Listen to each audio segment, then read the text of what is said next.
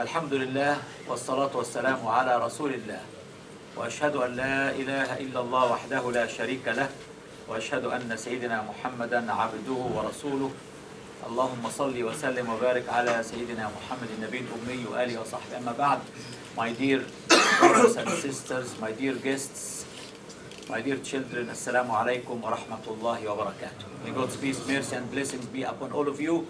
I would like to welcome Councillor Paul Canal, who is sitting in the back there. We are expecting another guest to come this afternoon as well. So hopefully will be with us in the next few minutes. I'm going to continue my talk regarding verses in the Quran which has something like Huwa alladhi, Tabarak alladhi, Subhan alladhi, Allahu alladhi. And I mentioned last week that anything which starts with Huwa alladhi, it is He who does something or did something. So no one else can do it. It's only God who can do it. No one else can do it. And I'm starting today with verse 48, chapter 30, the Romans. And the verse reads, أعوذ بالله من الشيطان الرجيم الله الذي يرسل الرياح فتثير سحابا فيبسطه في السماء كيف يشاء. Let me translate the first part. It is God who sends the winds and they raise the clouds. Then He spread them in the sky as He wills. Now we need to understand this. The water cycle was discovered very, very recently. This verse was revealed over 1400 years ago. And it tells us that it is God who sends the wind. And because of the wind raises the clouds. When you look at the surface of the oceans or the seas or the lakes or the rivers, all the water moisture there, the vapor there, you can't see it with the naked eye. The wind comes, it will collect it, and it will take it all the way up. And because of the less temperature we have up there, you can start to see the clouds forming. But who moves them also? فَيَبْسُطُهُ فِي السَّمَاءِ كَيْفَ يَشَاءُ. It is God who spread them in the sky as He wills. وَيَجْعَلُهُ كِسَفًا. And He breaks them into fragments. فَتَرَى الْوَدَقَ يَخْرُجُ مِنْ خِلَالِهِ. Until you see raindrops issue from the midst thereof. فَإِذَا أَصَابَ بِهِ مَنْ يَشَاءُ مِنْ عِبَادِهِ إِذَا هُمْ يَسْتَبْشِرُونَ. Then when He has made them reach such of His servants as He wills, behold, they do rejoice, because they had a drought. They were waiting for the rain, and the rain is coming, and they are rejoicing, because for a while they were in despair. So verse 48, chapter 30, the Romans, tells us the theory of the water cycle. That it is God who sends the wind, and the wind will collect the water vapor from the surface of the oceans and the seas and the rivers and the lakes, and then it will go all the way up, and then God is the one who causes it to spread in the sky as He wills, and He breaks them into fragments until you see raindrops issue from the midst of them.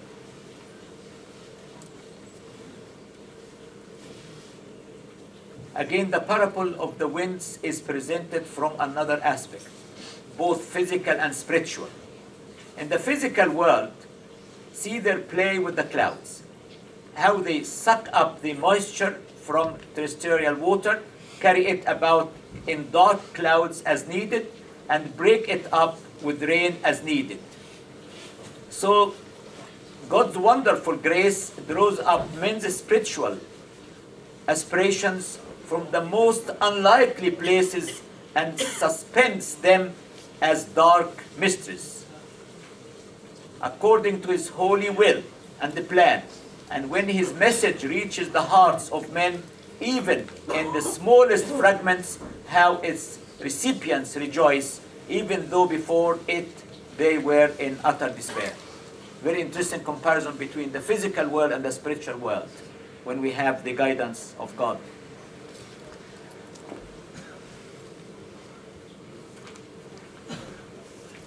in Surah Al-Ahzab, chapter 33,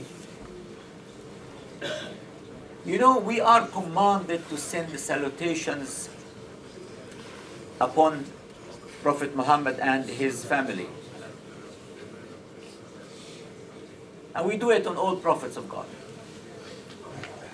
As we say in our prayers every time. Allahumma salli ala Muhammad wa ali Muhammad. Kama sallayta ala Ibrahim wa ali Ibrahim. Wa barik ala Muhammad wa ali Muhammad. Kama barakta ala Ibrahim wa ali Ibrahim. So, verse 43. Or let me first talk about verse 56. You are all aware of this verse 56, which says, Inna Allah wa malaikatahu yusalluna ala nabi. God and his angels send a blessing on the Prophet. Ya ayyuha alladhina amanu sallu alayhi wa sallimu taslim. Oh, who you believe, send the blessings on him and salute him with all respect. But does God and his angels send blessings on us as well? I mean, he commanded us in this chapter to send the blessings on the Prophet. Does God send his blessings on us, he and his angels?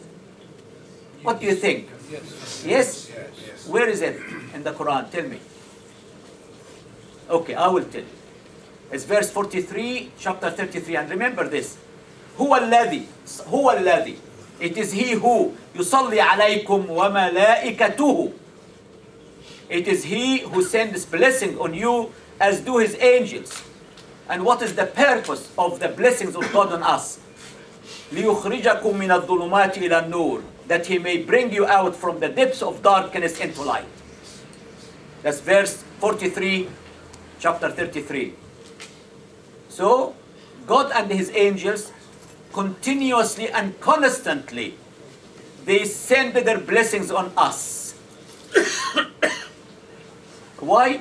To bring us out from the depths of darkness into light. وَكَانَ بِالْمُؤْمِنِينَ رَحِيمًا. And God is full of mercy to the believers. How is he going to greet them on the day of judgment? What is he going to say to them on the day of judgment? تَحِيَّتُهُمْ يَوْمَ يَلْقَوْنَهُ سَلَامٌ. Their salutation on the day they meet him will be peace. Peace. Peace. وَأَعَدَّ لَهُمْ أَجْرًا كَرِيمًا. And he has prepared for them a generous reward. Salam. The word peace, as I mentioned many times, and the word Islam are from the same root. If you submit your will to the will of God, you will achieve inner peace because you are going to obey all his commands. If God says this is wrong, don't do it, then we'll not do it. If God says this is lawful, you can do it, then we'll do it. By obeying all the commands of God, you will achieve inner peace. And the inner peace will lead to global peace. Today, as I mentioned many times, we have no peace, neither in our homes nor in the world we live in today. So, the greeting these people will be receiving from their Creator on the day of judgment is peace. And that's what we are all looking for. To live in a peaceful world. And that's what's going to happen on the day of judgment and in the hereafter. Allah says, لا ظلم اليوم. It is the only day when there will be no injustice.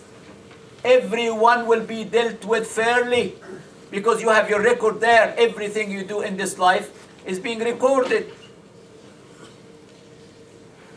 And no one can spy on them, by the way. Not MI5 or MI6 or anyone else. No. Your record is kept with God under Data Protection Act.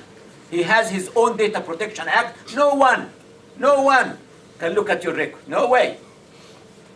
And on the day of judgment, we will say to him, did I do that? When you will be presented with your book of deeds. Did I do that? I don't think so. I haven't been. Have you been naughty recently?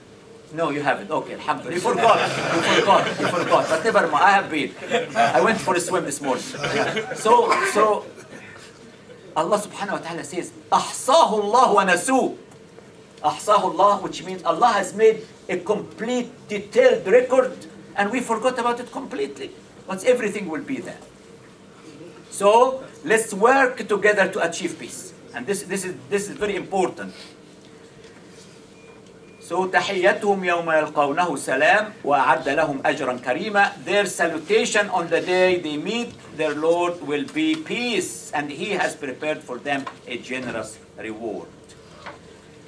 Okay, let me read something about هو الذي يصلي عليكم. What's the meaning of يصلي? صلاة هو الذي يصلي عليكم وملائكته. It is He and His angels who constantly send the blessing on you. What is the meaning of salah? We know salah like prayers, but what is the meaning that God is sending salah on us? It means blessings. It's a form of blessing. Blessings, good wishes and mercies. God wishes well to all His creatures, and His angels carry out His work. For their will is in all things His will. God's chief and everlasting blessing is that He gives us a knowledge of the spiritual world and helps us towards its attainment. His mercies are for all His creatures, and that's what is the difference between Ar-Rahman and Ar-Rahim. One of the attributes of God is Ar-Rahman, which means His mercy encompasses everyone. Whether you believe in Him or you don't believe in Him, He shows you His mercy. You are still receiving God's mercy. That's why this attribute, Ar-Rahman, only belongs to God. No one else can share it. Rahim, possible. Prophet Muhammad is described in the Quran as بِالْمُؤْمِنِينَ رَؤُوفٌ Rahim. You can call yourself Rahim. No problem, you are Rahim. You can have this as an attribute because you show mercy to your family, but you don't show the global mercy. And the global mercy only belongs to God.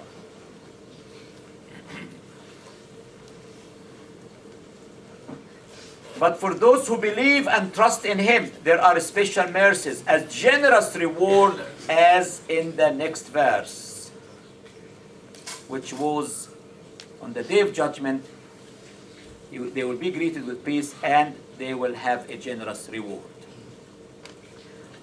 Let me move now to chapter 61. Again, the verse starts with هو الذي أرسل رسوله بالهدى ودين الحق ليظهره على الدين كله ولو كره المشركون. Very interesting. This verse, identical verse, was repeated also in verse 33, chapter 9, At-Tawbah, repentance. Exactly the same words. Exactly the same words. Now, what does this mean? Again, it is He who sent His messenger, between brackets Muhammad, alayhi salatu wasalam, with guidance and the religion of truth, the true religion, that He makes it prevail over all religion, conqueror of all religion, even though the pagans or the idol worshippers may detest. Over all religion in the singular, not over all other religions in the plural. There is really only one religion. The message of God is to submit your will to His will. And this is called Islam. It was the religion preached by Moses and Jesus, peace be upon them. It was the religion of Abraham, Noah, and all the prophets of God, by whatever name it may be called. If people corrupt that pure light and call the religions by different names, we must bear with them. And we may allow the names for convenience, but truth must prevail over all.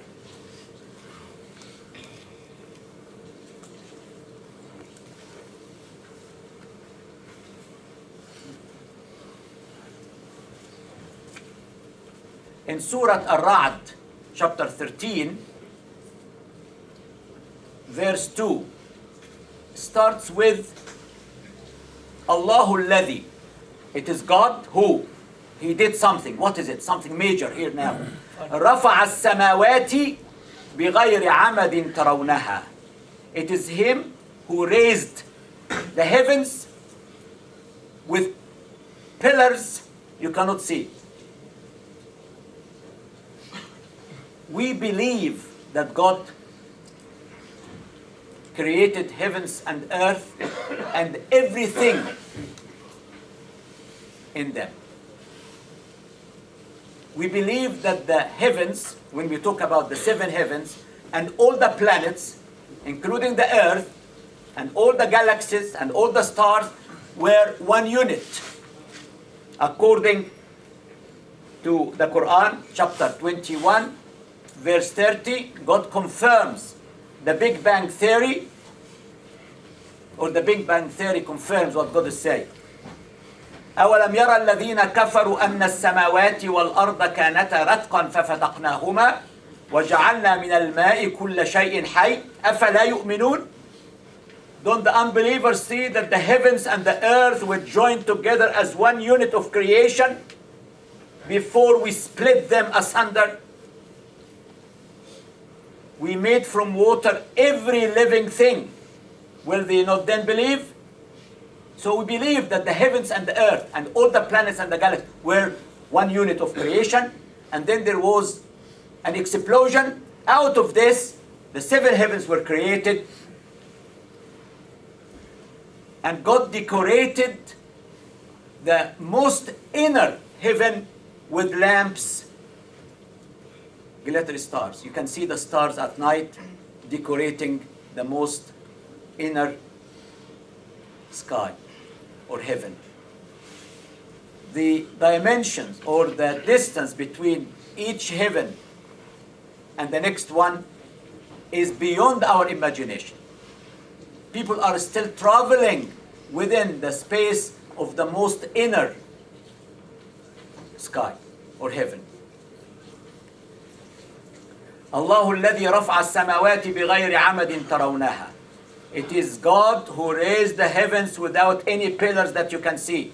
We talk here about gravity, which is maintaining all these planets. A very slight deviation, a very slight. You can have unbalance in the whole system, and you can see the moon is hitting the sun or the earth. So everything is so precise in the way they obey the command of God. ثم استوى على العرش. Then he established himself on the throne.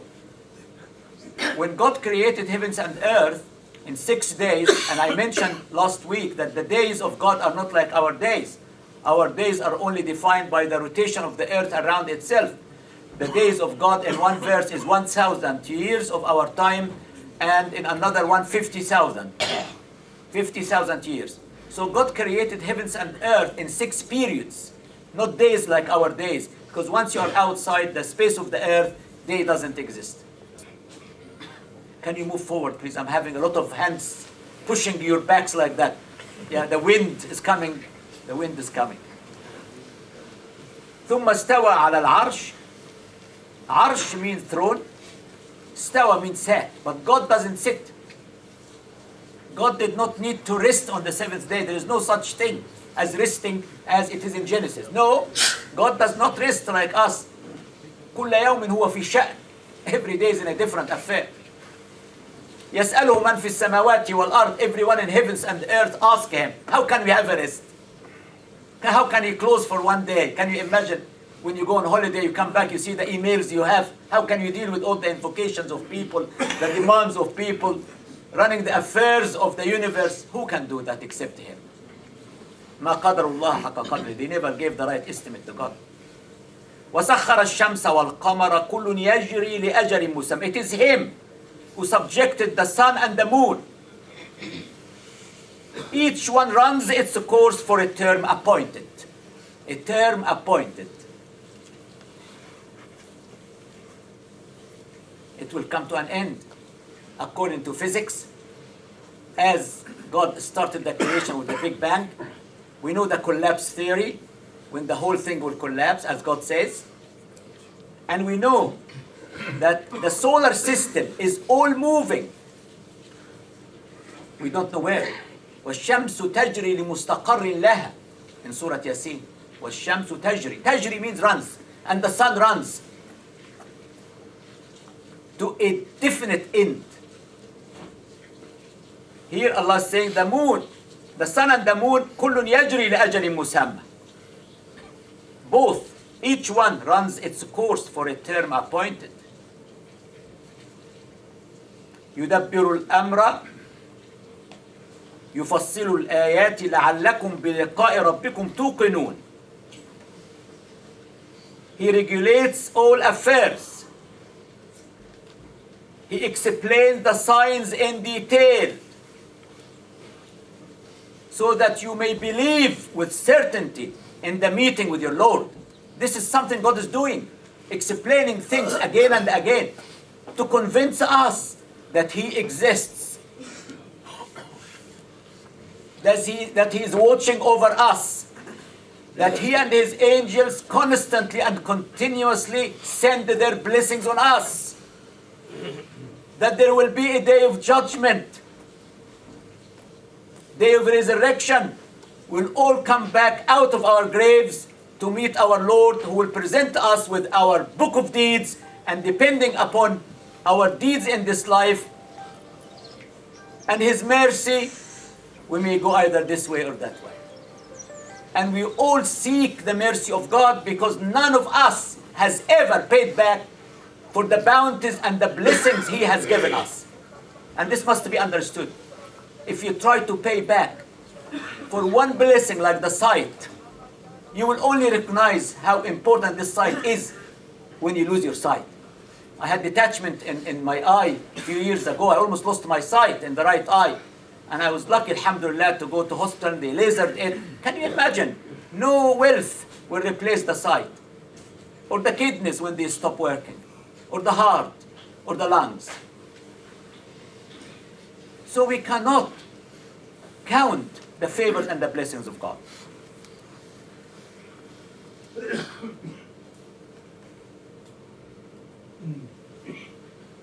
In Surah Al-Rum again, chapter 30,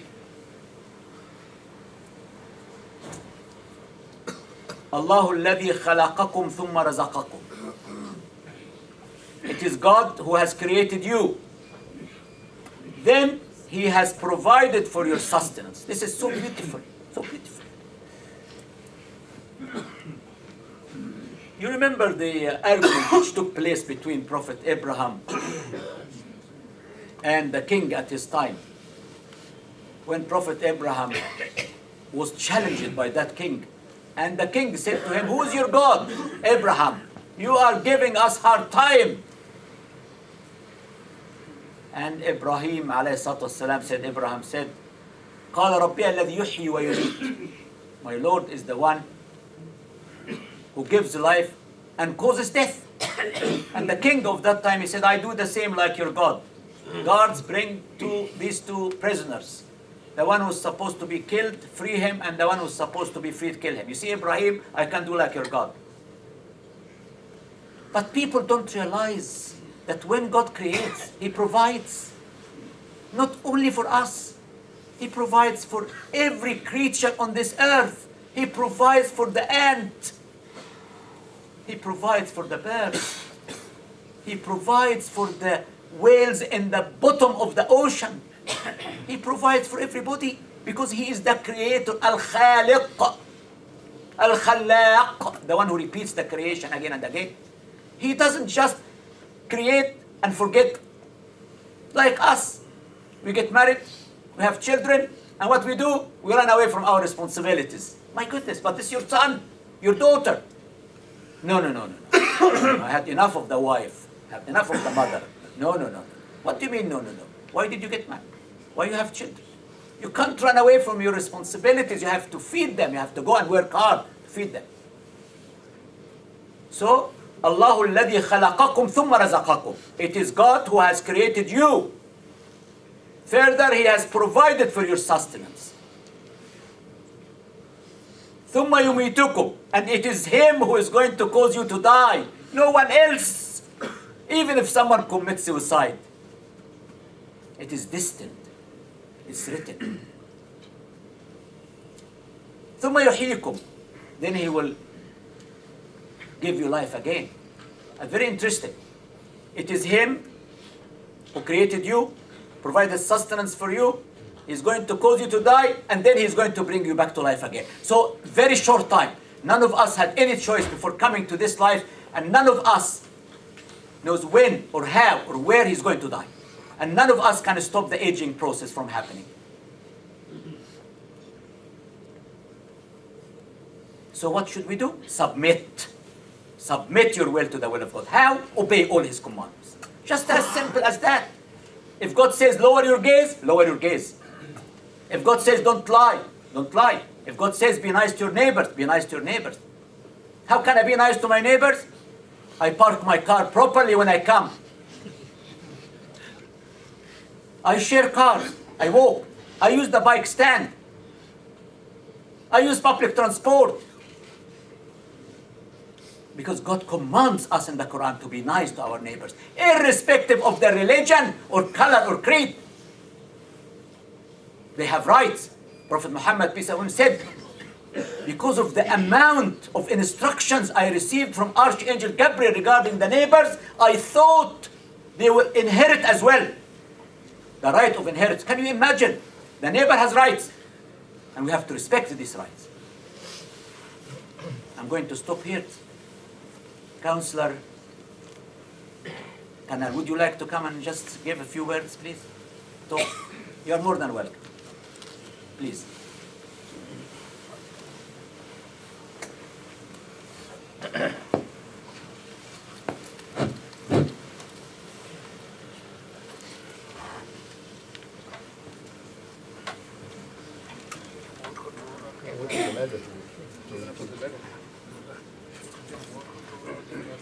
Counselor Paul Canal.